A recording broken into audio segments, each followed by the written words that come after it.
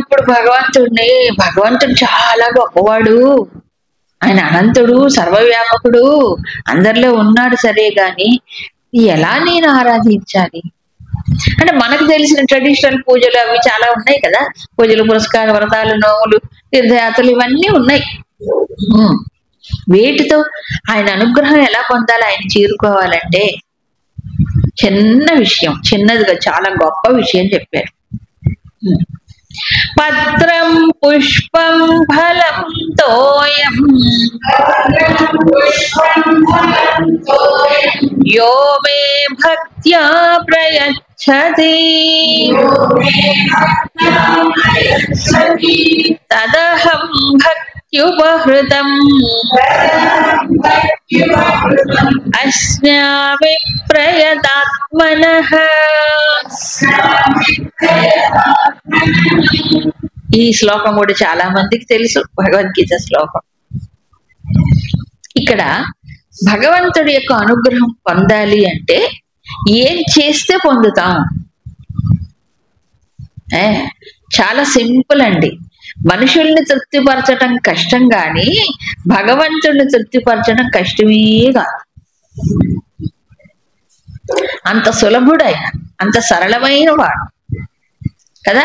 ఇది అర్థం చేసుకోకుండా మనిషి ఏమవుతున్నాడు, ఏమేమో చేసేసి ఆయన అనుగ్రహం పొందాలనుకుంటున్నాడు. అవునా? అందుకని భగవంతుడు నువ్వు ఆడంబరాలకు పోకు, పటాటోపాలకు పోకు, నేను ఇంత సులభుణ్ణి నీకు, అవునా, దాని వైపే దృష్టి పెట్ట. ఎంత కరుణతో చెప్పిన మాట అండి, అవునా కాదా? నాకు వజ్ర కిరీటాలే తేవాలి, నాకు ఇంత పెద్ద పట్టు బట్టలే తేవాలి, నాకు ఇదేంటి ఈ పూలే పెట్టాలి, నాకు ఈ ఆకులతోనే పూజ చెయ్యాలి, నాకు నదీ జలాలే తెచ్చి నాకు అభిషేకం చెయ్యాలి, ఇవన్నీ మనం పెట్టుకున్నాం.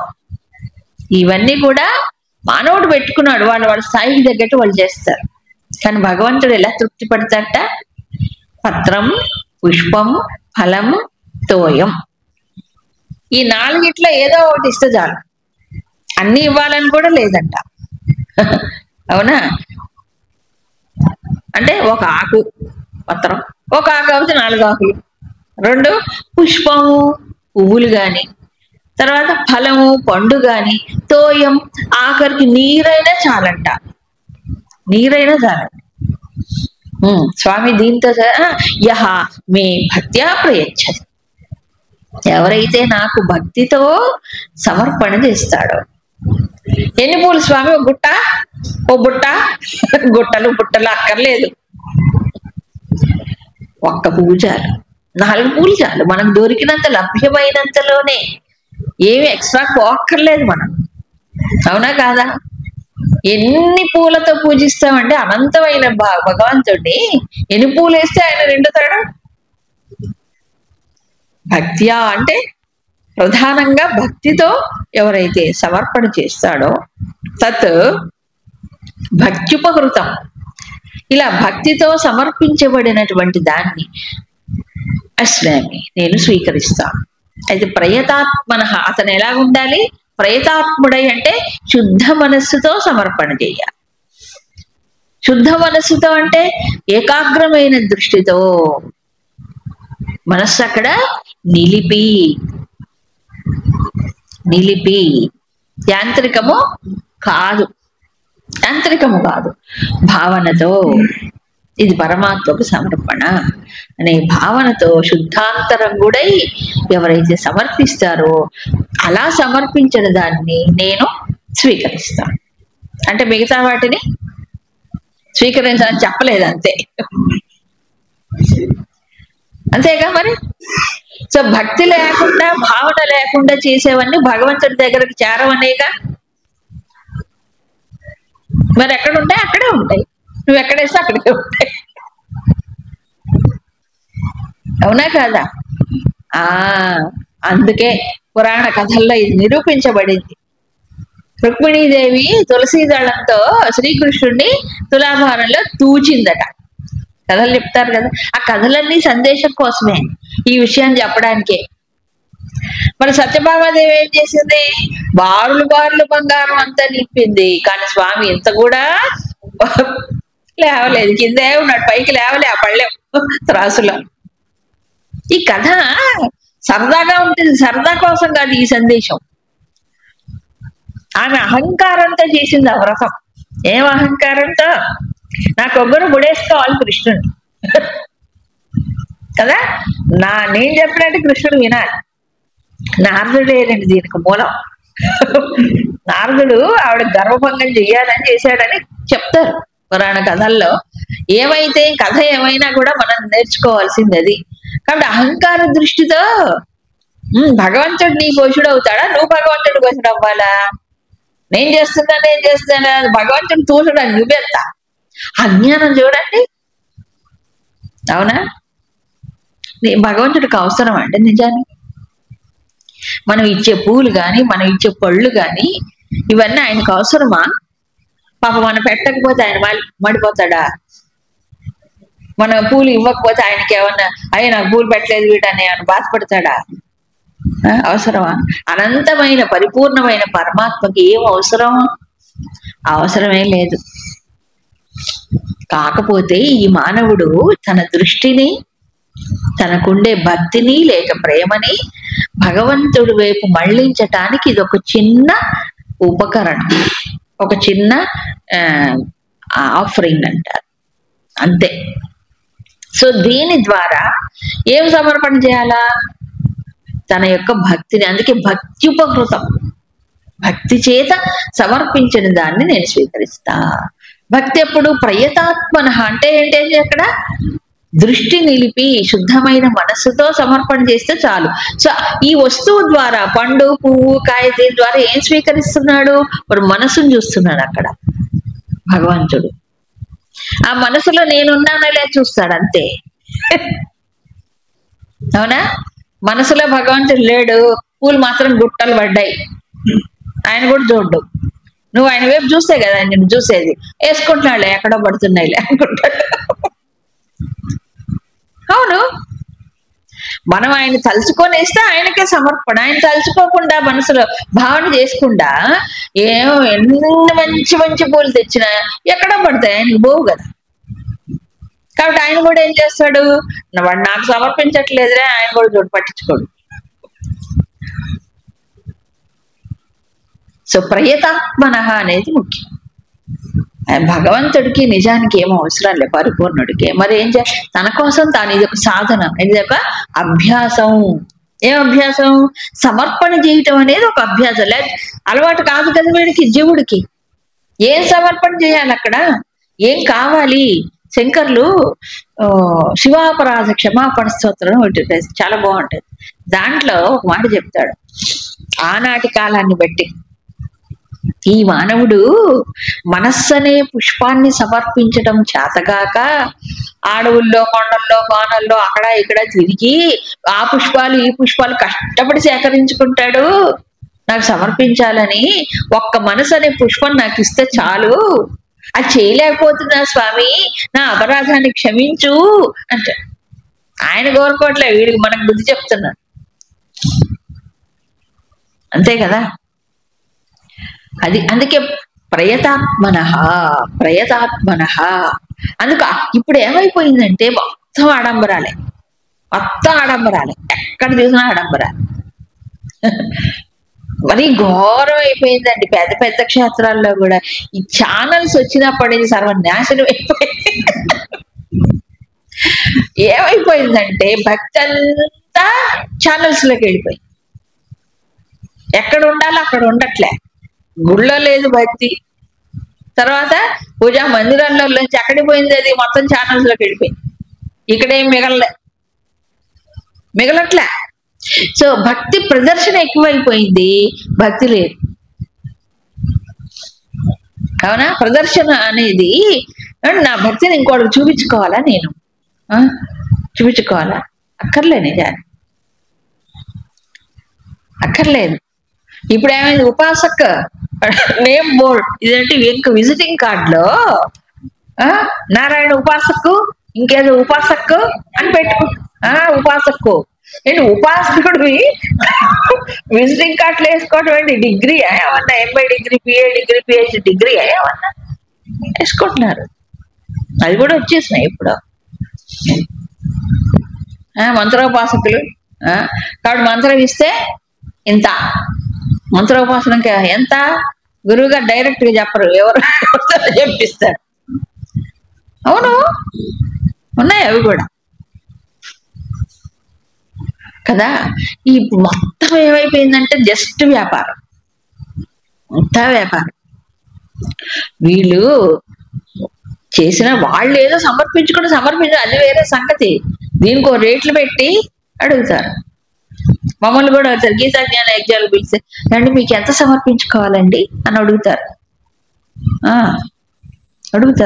మాకేమి కాదండి, మేము చెప్తాము, ప్రకటిస్తాము సేవా కార్యక్రమాలని, భక్తులు ఎవరు తోచినంత వాళ్ళు ఇస్తే అది ఆశ్రమానికి వెళ్ళిపోతుంది. ఇంతే మా ప్రొసీజరు, ఇప్పుడు అంతే ఎప్పుడు అంతే. దీంట్లో రేట్లు ఏంటి, రేట్లు ఉంటాయా? స్వామి వస్తే ఇప్పుడు ఫిక్స్ చేసుకున్నారు కొంతమంది రేట్లు కూడా. నేను ఈ కార్యక్రమానికి వస్తే నాకు 2 లక్షలు ఇవ్వాలి, ఇప్పుడు లక్షలే, ఒకప్పుడు 1000 ఇవ్వాలి. ఈవెన్ మ్యూజిషియన్స్ కూడా, ఈవెన్ జ్ఞానం బోధించే వాళ్ళు కూడా రేట్లే. ఆయన చాలా పెద్ద స్వామి అండి, ఆయన రేట్ ఎక్కువ, మాకు అందడండి. ఏంటి పెద్ద స్వామి, ఎంత రేట్ ఉంటే అంత పెద్ద స్వామి. అన్ని మొత్తం మార్కెటింగ్. చివరికి ఏమైపోయిందంటే జ్ఞాన వితరణ కూడా అయిపోయింది, మార్కెటింగ్ అయిపోయింది కదా. అప్పుడు దృష్టి ఏమైపోయింది చెప్పండి, జ్ఞానం ఏమొస్తుంది చెప్పండి, రాదు, ఏమి రాదు. మరి గురుదేవులు జ్ఞాన యజ్ఞాలు మొదలెట్టినప్పుడు ఆయన ఎలా మొదలెట్టారు? అవునా, ఆయన దృష్టి ఎక్కడ, ఇప్పుడు ఎక్కడ? ఆయన దృష్టి వేరు. ఆయన లోకం, భారతదేశం కల్చర్ అంతా ఎలా దిగజారిపోయింది ఆంగ్లేయ పరిపాలనలో, ముస్లింల పరిపాలనలో, ఆ పరిణామాలు సమాజంలో చూసి వ్యధ పొంది, ఆ వేదనతో తాను ఏదైతే పొందారో, తపోవన్ మహారాజ్ దగ్గర జ్ఞానాన్ని అనుభూతి పొందారో దాన్ని వితరణ చెయ్యాలి. కొంతమంది అయినా ఈ సమాజంలో ఈ శాస్త్ర జ్ఞానం యొక్క విలువను తెలుసుకుని ఆకలింపు చేసుకొని కనీసం గౌరవిస్తారు, ఆచరించకపోయినా. అవునా కాదా? అందుకు కదా మొదలెట్టారు యజ్ఞాలు. కాబట్టి జ్ఞాన యజ్ఞం అనేటువంటి జ్ఞాన వితరణ అనేది భగవత్ సేవ, భగవంతుడి సేవ. అంతకంటే ఏం తృప్తి కలిగించగలం భగవంతుడిని? అది అందుకు భగవంతుడికి ఏం అక్కర్లేదు నిజానికి, భక్తి. అందుకే భక్తి అంటే ఏమిటి? భగవంతుడిని, ఈ జీవుడు వేరుగా ఉన్నాడు కదా, ఈ వేరైన జీవుడిని ఏం చేసి కలిపేది భక్తి. వారధి లాంటిది. వారధి ఏం చేస్తుంది? ఆ ఒడ్డు ఈ ఒడ్డు రెండింటిని కలిపేది వారధి. ఇప్పుడు జీవుడు అజ్ఞానంలో ఉన్నాడు, ఉపాధుల్లో కూర్చొని ఉన్నాడు, ఆయనేమో అంతటా ఉన్నాడు. అవునా? సో ఆ భగవంతుడితో వీడిని కలపాలంటే ఏమిటి? ఏదో ఒకటి ఉండాలి కదా ఉపాయం, అది భక్తి. సో ఈ భక్తిని పెంపొందించుకోవడానికి హృదయంలో ఇది ఒక సౌలభ్యం. ఏది? ఈ సమర్పణ చేయడం. నువ్వు ఏ సమర్పించినా ఒకటే, అంత విలువైనవే చేయక్కర్లేదు, నీకు తోచినవి. విలువైన అంటే పాడైపోయినవి తీసిపోయినవి కాదు, ఉన్న దాంట్లో నీకు ఎంత శక్తి ఉంటే. నీళ్లు పోయడానికి ఏమై రోగం? నీళ్లు. అవునా? పైన పంచామృతాలు ఏమైనా చేయమని చెప్పాడా? మనం ఎక్స్ట్రా యాడ్ చేసుకుంటాం. నీళ్లు పోస్తే చాలు. నువ్వు కావాల్సింది ఓం నమ శివాయ అది చెప్పు, అది మనస్పూర్వకంగా చెప్పు. నీళ్లు పోస్తే ఉబ్బులింగడు ఉబ్బిపోతాడని చెప్పట్లే. అవునా? శివుడు అభిషేక ప్రియుడు, ఏం పోయాలి ఆయనకి? నీరు పోస్తే చాలు. విష్ణువు చాలా ఏం కాదు, 4 పూలు పెట్టు, ఏం కదా, ఆయన తృప్తి పడతాడు. నీకున్న దాంట్లో ఓ పండు పెట్టు, పర్వాలేదు, నువ్వు తినేది పెట్టు, ఇంకోటి ఇంకేం చేయమంటలేదు కదా. రోజు నువ్వు ఏదైతే స్వీకరిస్తావో అదే పెట్టు, ఆయనకి పెట్టి నువ్వు తిను, ప్రసాదం అయిపోతుంది. ఆయనకి పెడితే ఏమవుతుంది? అది నైవేద్యం. తర్వాత స్వీకరిస్తే ప్రసాదం. ఆయనకి పెట్టకుండా తింటే సాదం, ఆయనకి పెట్టి తింటే ప్రసాదం. సాదం అంటే తెలుసుగా, తమిళ్లో సాదం అంటే అన్నం, ప్రసాదం అంటే నివేదితమైనటువంటిది, భక్తితోనివి అవి ప్రసాదం. అందుకే 2వ అధ్యాయంలో ప్రసాదే సర్వదుఃఖానం హానిరస్యోపజాయిత చెప్పలే, ప్రసాద భావన అంటాడు. ప్రసాద భావన. చిత్తము ప్రసన్నంగా ఉండటం అంటే ఏంటి? భగవంతుడు ఇచ్చేది ఏదైనా దాన్ని ప్రసన్న బుద్ధితో స్వీకరించడం అన్నాడు. కష్టాలైనా సుఖాలైనా, లాభమైనా నష్టమైనా, కేవలం ఈ అన్నము తినే పండు ఇవే కాదు ప్రసాదం చేతిలో పెట్టి, అన్ని ప్రసాద బుద్ధి. కాబట్టి భగవంతుడిని ఎలా తృప్తిపరచాలి? ఎంత సులభుడు భగవంతుడు! ఏమి ఇవ్వమన్నాడు ఆయన? భక్తిని సమర్పణ చేయమన్నాడు. భక్తితో సమర్పణ. దీనికి చక్కని ఉదాహరణ చెప్తాను గురుదేవ్. ఈ పత్రం గాని, పుష్పం గాని, ఫలము గాని, తోయము గాని ఏంటి అంటే అది ఒక పరికరాలట. పరికరం అంటే తెలుసుగా? ఇప్పుడు ఎవరింటికైనా మనం వెళ్ళాం, లేదా మన ఇంట్లోనే ఉప్మా చేశారు, లేకపోతే ఇంకేదో టిఫిన్ చేశారు. కొంతమంది స్పూన్తో తింటారు. స్పూన్ చేతితో తింటే ఒక స్టైల్ అనుకోండి. లేదా ఆ చేతికి ఏదన్నా ఇబ్బందికరంగా ఉంటే స్పూన్తో. ఈ స్పూను ఏం చేస్తుంది? ఆ ప్లేట్లో ఉన్న పదార్థాన్ని తీసి దాని ద్వారా తీసుకుని నోట్లో వేసుకుంటాం. సో ప్లేట్ నుంచి నోట్ దాకా తీసుకువచ్చేది ఏమిటి? స్పూన్. అంతేగా? ఇలా ప్రతిసారి ఇలా వేసుకొని మళ్ళీ తీసి మళ్ళీ వేసుకుంటాం అలా అయిపోయేదాకా. ఇప్పుడు ఈ స్పూన్ ఏం చేసింది? ఏం పని చేసింది? పదార్థాన్ని నా నోటి దాకా తీసుకోవచ్చుగా, నోట్లో పోదు. స్పూన్ ఎవరైనా మింగుతారా? స్పూన్ నోట్లో పెట్టుకుంటారా? ఆహా, పదార్థం వెళ్ళిపోదు, స్పూన్ బయటకు వస్తుంది. అలా అయితే ఎన్ని స్పూన్లో వెళ్ళిపోవాలి లోపలికి. అవునా? అవునా కాదా? ఇప్పుడు ఏం చేస్తున్నాం మనం చేసేది ఏమిటి? పదార్థాన్ని స్వీకరిస్తున్నాము, స్పూను అక్కడే ఉంటుంది, మళ్ళీ కడుక్కొని దాచిపెట్టుకుంటాం. అలాగే భగవంతుడికి మనలో ఉండే భక్తిని సమర్పణ చేయడానికి ఈ కాయ, పండు, స్పూన్ లాంటివి ఉదాహరణ. అంతే. పండు కాయ అక్కడే ఉంటుంది, కానీ ఆయన ఏం తీసుకుంటున్నాడు? ఏం తీసుకుంటాడు? భావనని తీసుకుంటాడు. భావగ్రాహి జనార్దన. భగవంతుడు ఏం తీసుకుంటాడట? భావమునే స్వీకరిస్తాడు గాని పదార్థము కాదు. నిజానికి ఆలోచిస్తే ఇదంతా భగవంతుడు అయినప్పుడు, ప్రకృతి యావత్తు ఆయనది అయినప్పుడు, ఆయన తోటలోంచి ఒక పువ్వు కోసి నేను ఇస్తున్నావు అనుకున్నా. ఆయన తోట ఇదంతా ఆయనవే. అవునా కాదా? ఆయనది ఆయనకే సమర్పణ చేస్తాను, నేను ఇస్తున్నా అనుకుంటా. కాబట్టి పువ్వు ఆయన ఇచ్చిందే, సమర్పణ చేయడానికి ఈ చేతిలో ఉండే శక్తి ఆయనదే. అవునా కాదా? మరి కావాల్సింది ఏమిటి? ఈ భావన కావాలి. అందుకే మనకి 4వ అధ్యాయంలో, ఈ అధ్యాయంలో శ్లోకం, అహం క్రతురహం యజ్ఞ స్వధాహ మహోషధం మంత్రోహం అహమేవాజ్యం చెప్పలే? ఆ బ్రహ్మార్పణ శ్లోకం కూడా ఇదే భావన. అంతే కదా? సమర్పణ చేస్తున్నా ఎవరు? నేను. నీకు శక్తి ఎక్కడ సమర్పణ? ఈ చేయి తీసి పెట్టి కదిలించు, ఆ పువ్వు గేయడానికి శక్తి ఎవరు ఇచ్చారు? ఈ కర్రను గొయ్యమని, కర్ర ఉపయోగించి పువ్వుకి వస్తాం. ఈ కర్ర ఎందుకు గొయ్యలేదు? దాంట్లో చైతన్యం లేదు. అవునా?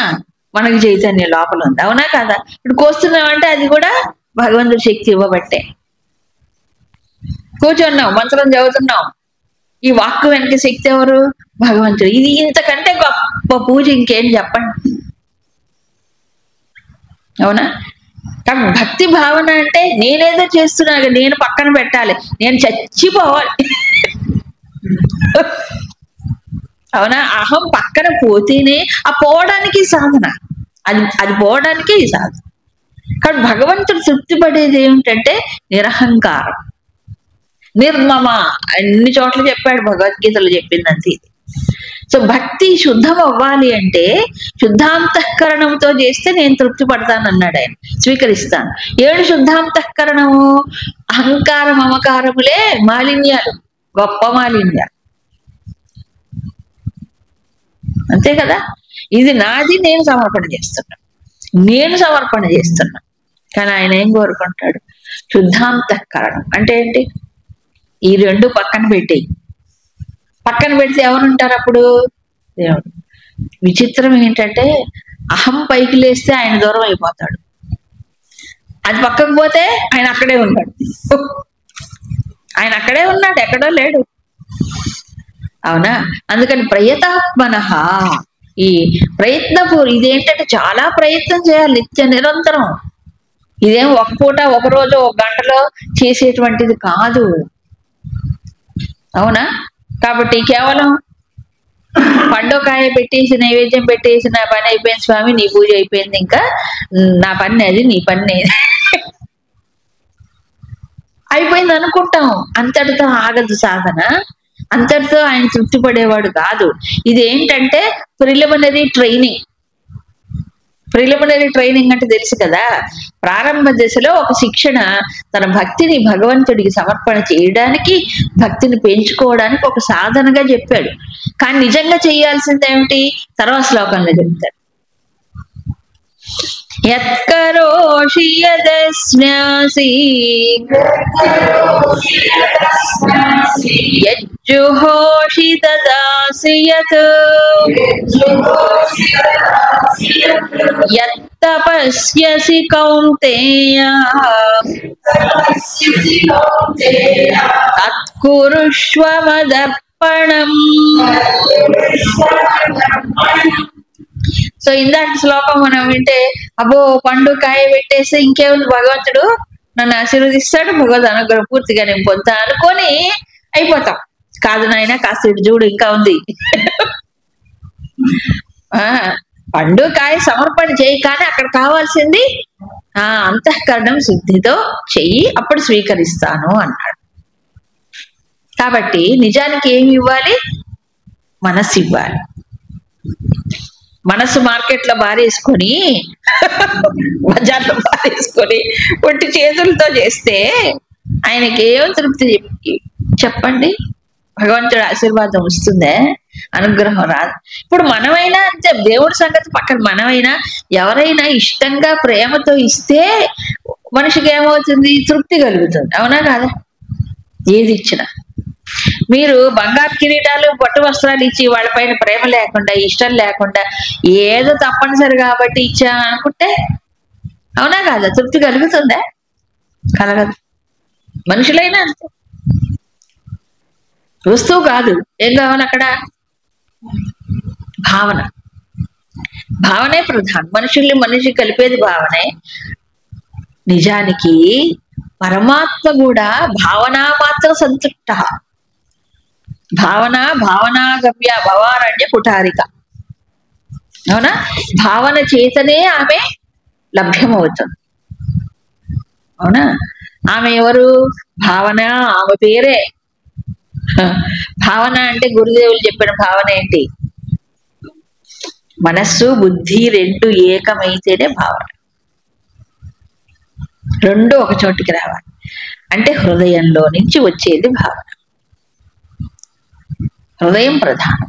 హృదయం అంటే మనసు కాదు, బుద్ధి కాదు, ఈ రెండు ఒక చోటికి వచ్చినప్పుడు కలిగేటువంటి ఒక వికసించే హృదయం. ఆ హృదయపూర్వకంగా భక్తి అక్కడి నుంచి ఉద్భవిస్తుంది.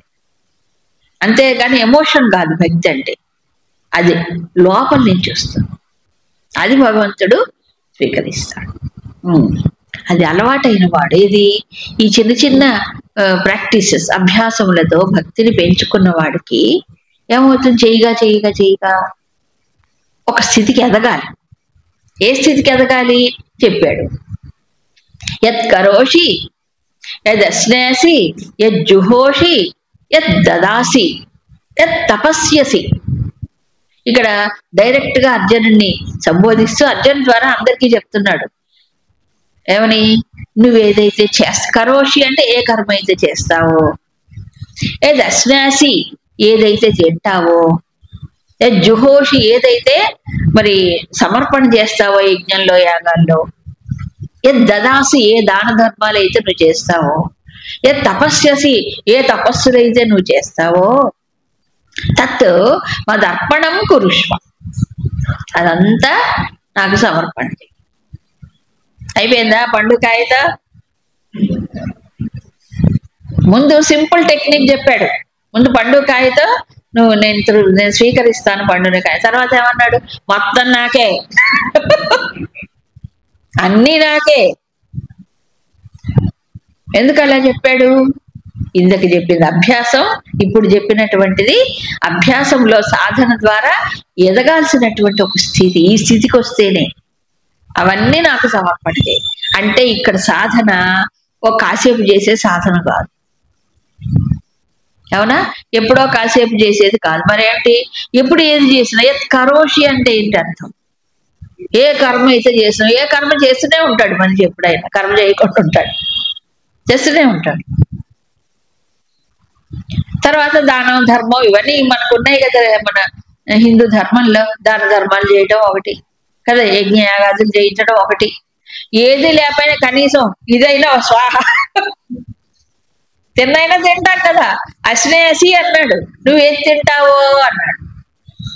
మిగతా ఏం చెప్పిన ఇది మాత్రం చేస్తాం మనం. చేయకుండా ఉంటావా? లేదు, నడవదు కదా. అందుకు నువ్వు తినేదానికి సమర్పణ చేయి. నువ్వు ఎక్స్ట్రా ఏమైనా చేయమంటున్నాడు ఆయన?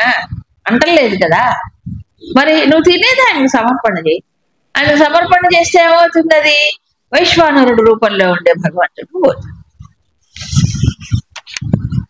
అంతేనా? ఇప్పుడు తేడా ఎక్కడుంది? మనం ఏదైతే పదార్థం, అందుకే నైవేద్యం నైవేద్యం అని అలవాటు చేశాడు. నైవేద్యం అంటే బయట విగ్రహానికి పెడతాం. నువ్వు తినేదంటే నోట్లోకి వెళ్ళేది. ఇప్పుడు నోట్లోకి వెళ్ళేది ఎవరికి పోతుంది? అగ్నిలో పడుతుంది. ఎక్కడుంది అగ్ని? వైశ్వానర అగ్ని. ఈ విషయాన్ని 15వ అధ్యాయంలో మళ్ళీ చెప్తారు కదా. అందుకే మనం అన్నపూర్ణే సదాపూర్ణే చెప్పుకొని బ్రహ్మార్పణ అని చెప్పి ఎంత చేస్తాం కదా. బ్రహ్మార్పణ ఎందుకంటే ఇదే, దీనికోసం. ఎప్పుడు మాకు మంత్రం రాదండి, మాకు అవన్నీ రాకపోతే పర్వాలేదు, తలుచుకోండి కనీసం. అయితే ఊరికే తలపే కదా ప్రధానం ఇక్కడ. ఇది అశ్నాసి, జుహోషి, తపస్సు చేసి, ఇది ఇంకా అహంకారం మనిషికి. అబ్బో నేను అంత తపస్సు చేశా, నేను ఇన్ని లక్షలు చేశా, ఇంత మంత్ర జపం చేశా, తపస్సులు, అవునా?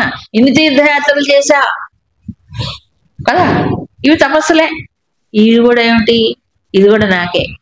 భోక్తారం యజ్ఞ తపస సర్వలోక మహీశ్వరం 5వ అధ్యాయంలో చెప్పాడు.